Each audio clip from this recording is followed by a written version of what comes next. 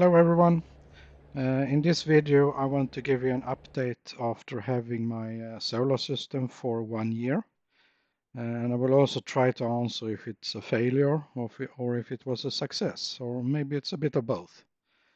This video will have a lot of numbers, but I really want to make clear the issues I have and why I have them, and also how we can figure out the solution for this and what is my next step for the future. So welcome and hope you enjoy.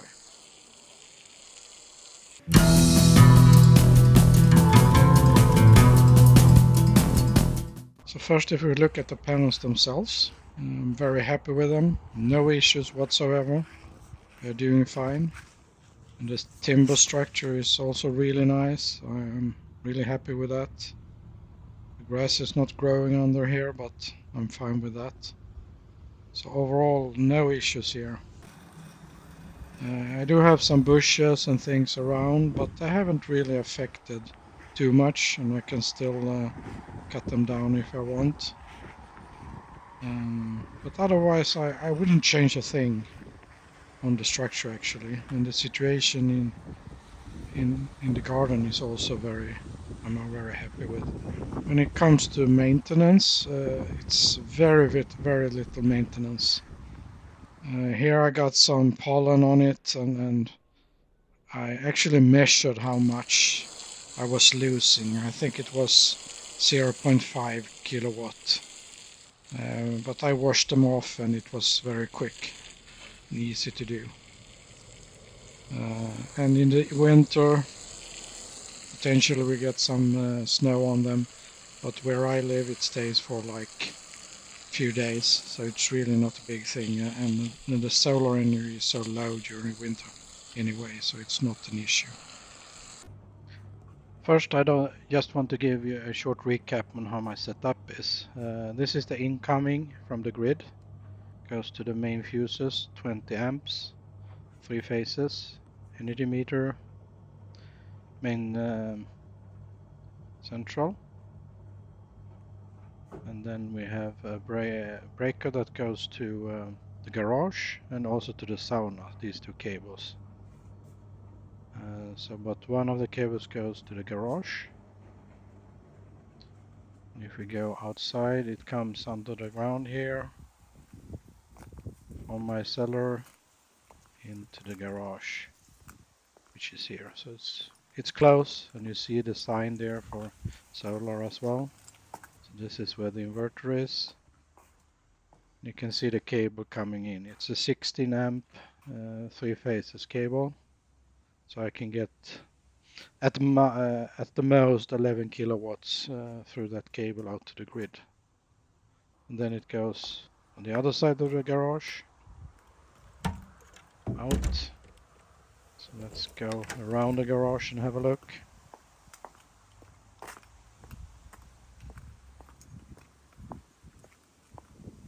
And here you have my panels. It's also kind of close. And then the cable comes in this shed. Here you have the cables for the solar, 2 strings, and it goes down in the ground and not so far to the panels. So there are no long distances or any special cables required. And here it comes up from the ground, actually here, and then it goes down in the ground again to the second structure and to the second set of panels and comes up here. So it's quite straightforward. So let's have a look at the numbers. The line here is showing my energy consumption over the year, and this is the first year of solar. So the black line is what I have bought, and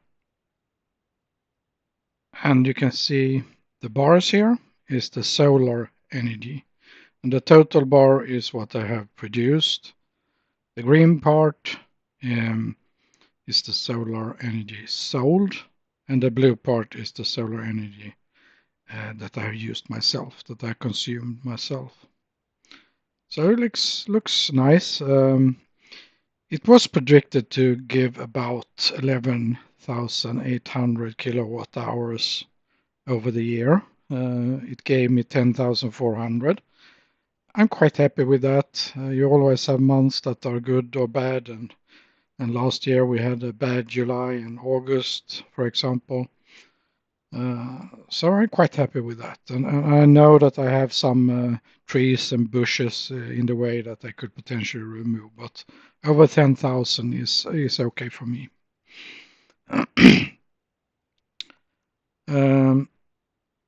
If we have a look at, and this would all be good. This is all nice. It's a lot of energy, but you can still see that I'm actually buying around 700 kilowatt hours per month, even in the summer months. You have June, July, August, September. I'm still buying quite a lot, and then I'm selling most months more than I'm consuming. This would be fine if the energy prices were the same when I'm buying and when I need to use the energy. But this part is really where I'm a bit worried. I would like to use more of my solar energy myself and reduce what I need to buy. So what I see is that from April to September, I would be able to supply everything from my solar energy if everything was perfect, in a perfect world, so to say, that you have even sun over the days in the months and so on. But if we have a look at the next slide, here's where it becomes a bit obvious what is going on here. So let me try and explain what we have here. The orange bars here is the energy that I buy. The green bars are the solar energy that I'm producing. And then you also have the price. Since I have a price that moves every hour, it's decided one day ahead, and I get a price for every hour. And it can be very different over the day, as you can see. So here during the day, we have a price of 0.1 SEK, and that's 0.01 euro. So it's very, very cheap during the day. And then in the evening, it goes up to 1.8 SEK. And divide it by 10, you get it in euros. And since I'm producing during the day, when I sell it, I get very little money for this. It's some months, some days, and some hours, it's even below zero, meaning that I have to pay to actually get the energy to be able to sell it. So it's a negative amount per kilowatt hour. As you can see, I also have an EV car. At the moment, I'm charging it in the night time because usually the prices are at the lowest then, and I can't charge it during the day because I'm off to work and so on. So this is the normal way where I'm charging it. And then you can also see when we get home from work, we're using some more energy, some more hours here, and then we have to pay for them. For example, here at 8 o'clock in the evening, we have almost the highest amount that we have to pay. And that basically takes out all the earnings from the solar energy. And if you look at the total numbers, you can also see that I'm actually buying, this is a typical summer day, I'm buying almost 27 kilowatt hours, but I'm producing 77 kilowatt hours. So a lot more produced than I'm buying. So my main problem is here. I need to use energy when it costs a lot. And then, of course, I'm selling during the day when I earn very little. And that's the main problem. And it's over the day, I would say, that this is an issue. And if we have a look at the energy prices, this is obviously from Sweden, and the way the energy is divided into different fees that you have.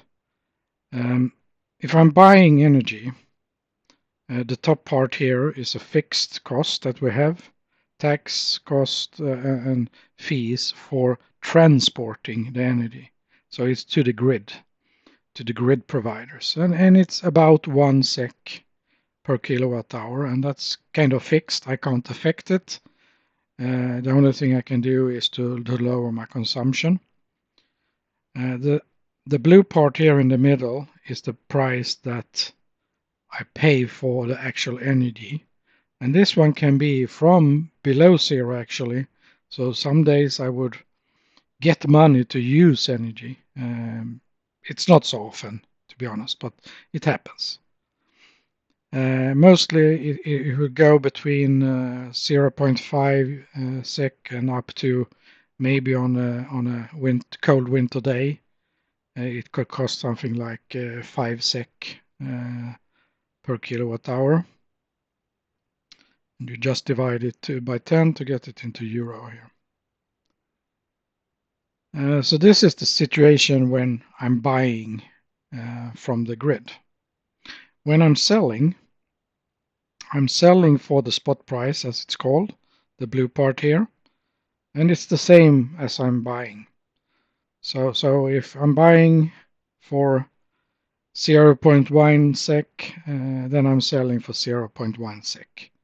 But the good thing here is, of course, when I'm selling, I don't need to pay any grid cost. Instead, I actually get a small feedback from the grid because I'm a benefit for the grid. And I also get a bonus from the energy company, but it's very small. So you could say that it's the spot price that I get back. On top of that, there's also a tax reduction, which you get from the government every year. So that's also some earnings that you can get from the energy that you're selling. Look at the earnings then. What do I get? Do I earn any money on my solar energy and my solar panels and that investment? Well, that's kind of a difficult question to answer because so many things are happening here. Energy prices last year were much higher than it's this year. If I compare June last year to June this year, I earned a lot more money last year because of the prices than I did this year. So that varies a lot. Another effect, of course, is that I'm started to use an EV car in August last year, and that affects it. It's about 5,500 kilowatt hours per year that I need to get from somewhere, either from the solar or buying. So that's affecting things.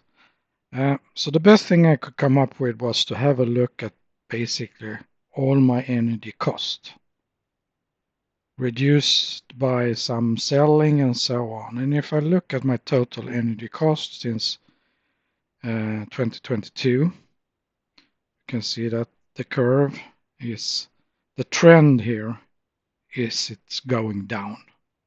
And I want to bring it further down, naturally. And if you look at the summer months, you can say May to September, October almost, this was my cost, around 500, 700 SEK a month. But if I look this year, it's lower. So the trend is going down, and I'm saying that I could say that the energy I need for my EV car is basically free from now. I can provide most of that from my solar, and during the winter months, of course not. But if I look at the total year, that's the situation. You can see that I'm started to use my solar in May 2023. That was when it was actually installed on June 7, I think. So from then it was producing, and the EV car was coming in September 2023. But the real problem here is our winters. You can see that this winter the cost was very high. And that's due to several things. It was a cold winter, the energy prices were high, and I needed to charge my EV car. So that's why it's going up like that. So the winter months is a different problem, and the summer months is more easy to handle, I would say. So what to do then? And this is what I'm calling the next step. What is next? How can we manage this? Well, there are a couple of things that we can do to manage the energy. Of course, you can move the consumption over the day. Plan when you charge your EV car, plan when you do your laundry, things like that.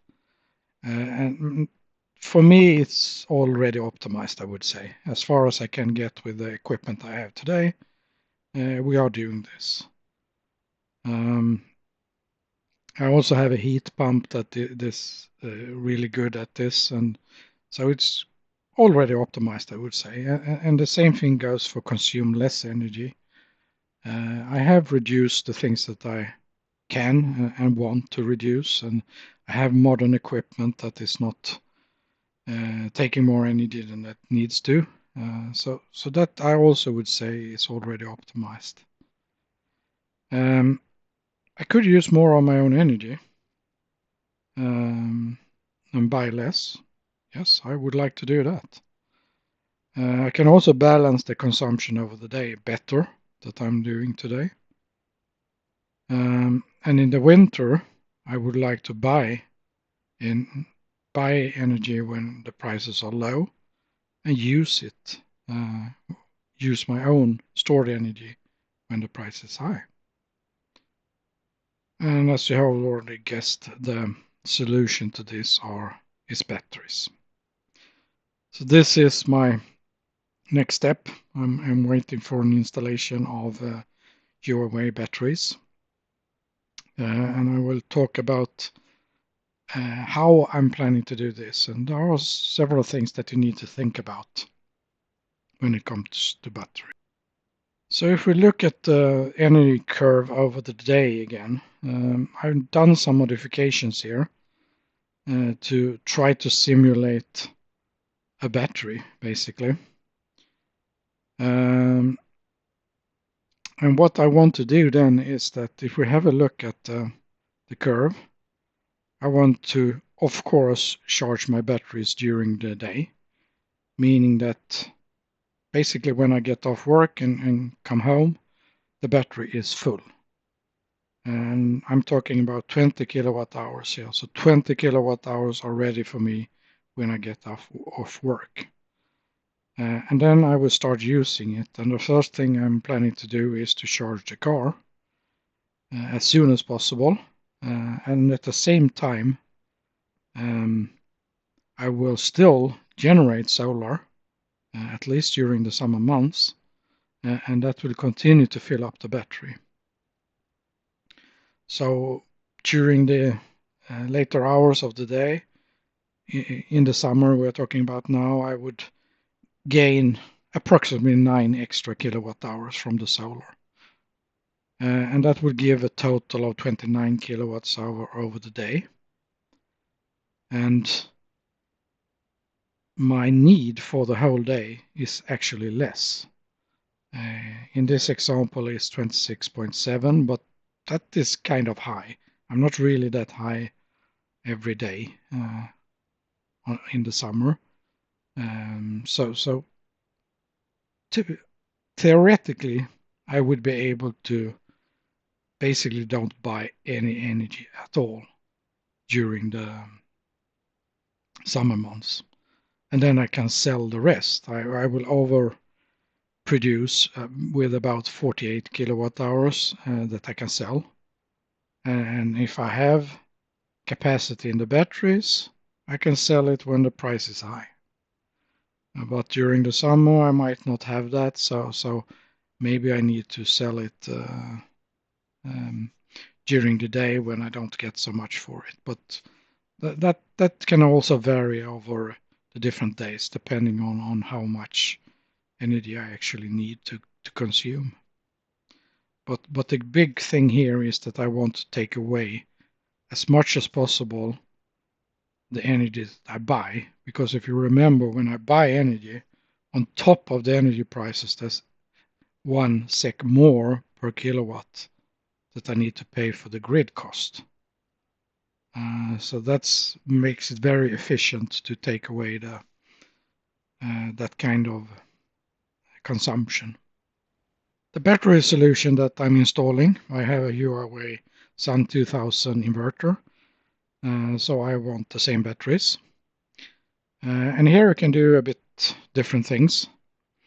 My idea is to have 2 towers with 2 controllers and 2 batteries in each tower. The maximum is 3 batteries. And there's really some good reasons for this. First of all, having 2 towers makes it possible for me to, instead of having, I can only, from one tower can only supply 5 kilowatts. That's the max load from one tower. And in some cases that is not enough, for example, charging your car and some other things. If I had 2 towers, I get 2 times 5 kilowatt and can supply 10 kilowatt hours. And I also get the storage capacity of 20 kilowatt hours, which I think is enough. And I can add 2 more batteries, but I will not do that right now because that would actually take me over the threshold for getting bonus from the government. So those 2 batteries will cost me full price as compared to 50%.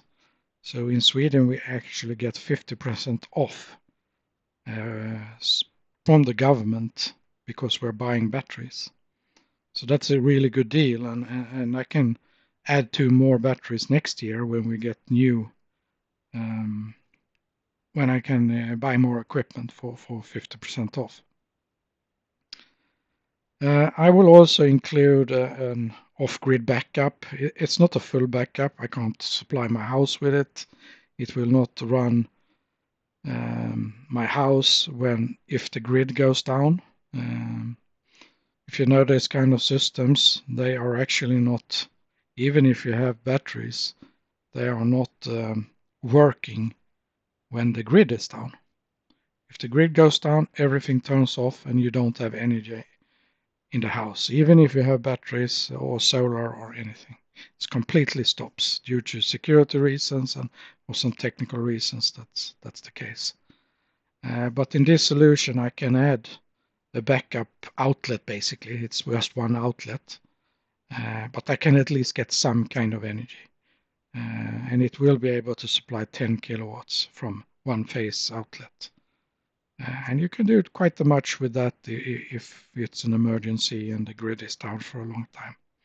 So it's a small extra cost to add that. I will do that. And I will not add a full off-grid capabilities. This will be my backup. I'm also preparing for the future here. In Europe, there are things happening with the grid and energy prices all the time. And two new things that is coming in is that there are services like CheckWatt, this is just an example, where you can actually rent your batteries to an energy company, and they will use it to balance the grid. So they will control your batteries, and then you get the kickback for that. It can be quite a lot. because the prices are so dependent on solar and wind energy and so on, so they really need to balance the grid. And then they will use your batteries to do that. And there is also services that are coming that will prioritize your own consumption. And that's what I'm waiting for. I want to use it myself first. And then if I have extra energy, fine, go ahead, use my batteries to balance the grid. It's okay. And then I will get a smaller kickback. There are also some other things coming in the next few years in EU that are by law, and that is that the energy companies need to take out an extra fee depending on your load, how much load you're putting on the grid. So if you have a smooth load over the day, over the months, you pay less. But if you have very high loads at certain times and your peaks are very high, then you will pay more. So that's additional reasons for having the batteries and being able to balance your consumption over the day. So this battery investment will definitely prepare me for this. So here I'm planning to put my batteries. It will be 2 towers and very close to the inverter. So they should be nice there. And if I need to build some insulated box around it for the winter, but otherwise this will work fine, I think.